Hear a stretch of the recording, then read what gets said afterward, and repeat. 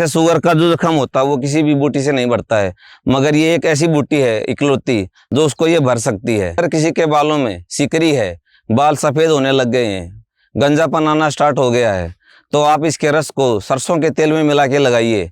तो आप महीने भर में आप देखेंगे कि आपके जो बाल हैं वो दोबारा आने स्टार्ट हो गए हैं। जो मेरे हाथ में जो आप ये जड़ी बूटी देख रहे हैं, इसको हम जख्मी हयात के नाम से जानते हैं। दूसरा इसका नाम वानरपूछी है। इसको वानरपूछी इसलिए बोलते हैं क्योंकि जो इसकी ये फूल होता है ये एक पूंछ की तरह है, वानर की पूंछ की तरह। और दूसरा इसको एक दंडी के नाम से भी जानते हैं जी। अब मैं इसके गुणों के बारे में आपको जानकारी देना चाहता हूँ।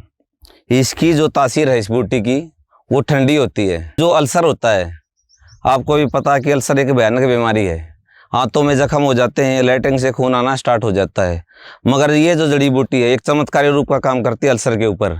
आप इसकी पत्तियों को तोड़कर और कम से कम 1 चम्मच इसका रस निकाल कर दिन में 3 बार अगर लेते हो तो 3 दिन में गारंटी के साथ में अल्सर ठीक हो जाता है।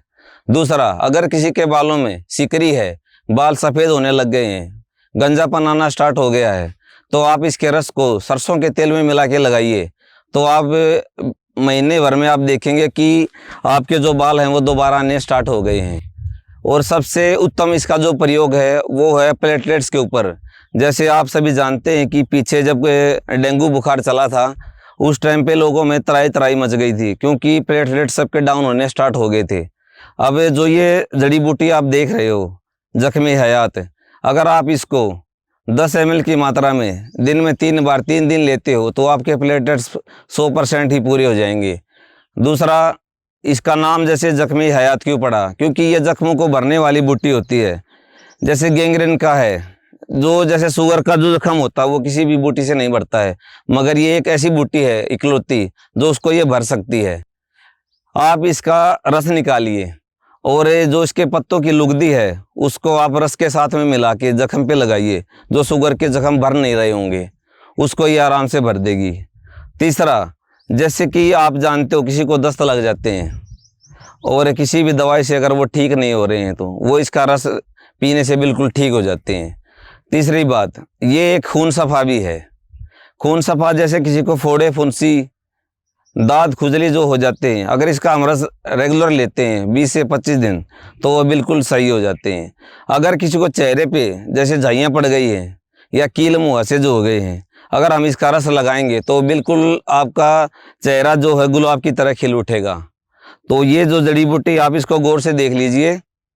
और ये जड़ी बूटी जो है खासकर पानी के नज़दीक बहुत ज़्यादा मिलती है। और आजकल रोड के ऊपर जो आप देखेंगे ध्यान से, थोड़ा सा इसको देख लीजिए, इसका ये जो फूल आता है वो पीले रंग का आता है।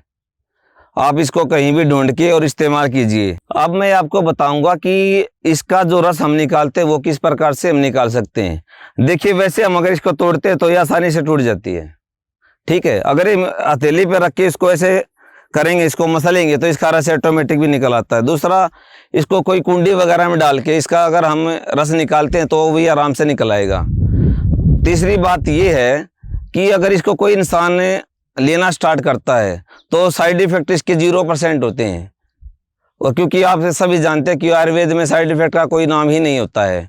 और दूसरा, इसका लेने का जो तरीका है वो बिल्कुल आसान है। आप इसको खाना खाने से आधा घंटे पहले खाली पेट 10 ml लीजिए और फिर आप चमत्कार देखिए इस बूटी की। ऐसा अजी देखियो, अगर किसी इंसान को ये गीली नहीं मिलती है, सपोज कीजिए कि हमारे पास ये जड़ी बूटी गीली नहीं है, क्योंकि आपको भी पता है कि मौसम के हिसाब से जड़ी बूटियां सूख भी जाती हैं, तो हम इसको सूखी के रूप में भी ले सकते हैं। ये जड़ी बूटी सूखी लेकर और इसको हम अच्छी प्रकार से किसी मिक्सी में पीस लें और इसको आधा चम्मच की मात्रा में, जैसे गीली का प्रयोग मैंने आपको बताया था अभी कि इसको हम 10 ml की मात्रा में प्रयोग करते हैं।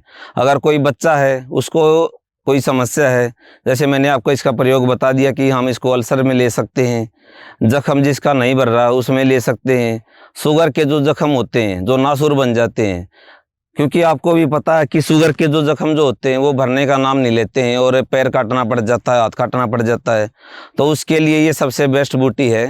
आप इसका रस जख्मों पे लगाएंगे और आप रिजल्ट बहुत जल्दी इसका मिल जाएगा आपको।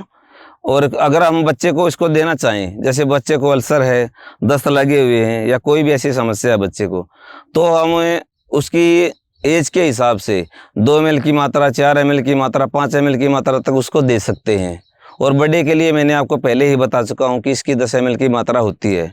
अगर हम इसको 15 से 20 ml भी लेते हैं तो कोई नुकसान नहीं होने की कोई आशंका नहीं रहती है। तो आप इसको इस प्रकार से इसको प्रयोग कर सकते हैं। और इसको आप ध्यान से देख लीजिए, ये देखिए इस पर पीला फूल आता है। और वानर पूछ इसको इसलिए बोला जाता है कि देखिए वानर की पूछ की तरह ये लंबा होता है, अलग से दिखाई देता है। और सूखने के बाद इसके फूल ऐसे हो जाते हैं, इसमें बीज भी आ जाता है। तो आप इसको एक बार प्रयोग करके देखना और फिर आप मुझे कमेंट में भी बता सकते हैं। और अगर आपको कुछ पूछना चाहते हैं तो मैं वैद्य सतीश कुमार, रोहतक, हरियाणा से, और मेरा नंबर है 9802947777।